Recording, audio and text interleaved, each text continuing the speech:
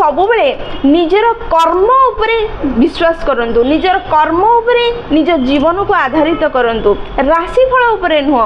କାରଣ ରାବଣ ଆଉ ରାମଙ୍କର ରାଶି ସେମ୍ ଥିଲା, କିନ୍ତୁ ଦୁଇ ଜଣ ଯାକ ନିଜ କର୍ମ ଅନୁସାରେ ଅଲଗା ଅଲଗା ଫଳ ପାଇଥିଲେ। ସେଥିପାଇଁ ସାଙ୍ଗମାନେ ଆମେ ସମସ୍ତଙ୍କୁ ମନେ ରଖିବା ଦରକାର, କର୍ମ ହେଉଛି ଆମ ଜୀବନର ସବୁଠୁ ମୁଖ୍ୟ କଡ଼ି, ଯାହାକୁ ନେଇ ଆମ ଜୀବନ ସୁନ୍ଦର ବା କଷ୍ଟମୟ ହୋଇଥାଏ।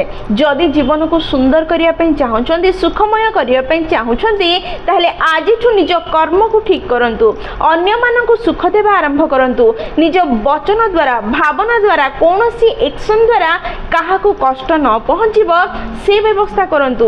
ଦେଖିବେ ଆପଣଙ୍କ ଜୀବନରେ କଷ୍ଟ, ଚ୍ୟାଲେଞ୍ଜେସ୍ ଆସିବା ବନ୍ଦ ହୋଇଯିବ, ଦୁଃଖ ଦୂରେଇ ଯିବ, ଆନନ୍ଦ ଆସିବା ଆରମ୍ଭ ହେବ। ନିଜ କର୍ମକୁ ଠିକ୍ କରିବା ଆରମ୍ଭ କରନ୍ତୁ, ଦେଖିବେ ଆପଣ ନିଜ ଜୀବନକୁ କେତେ ସୁନ୍ଦର ରୂପେ ଅନୁଭବ କରିପାରିବେ।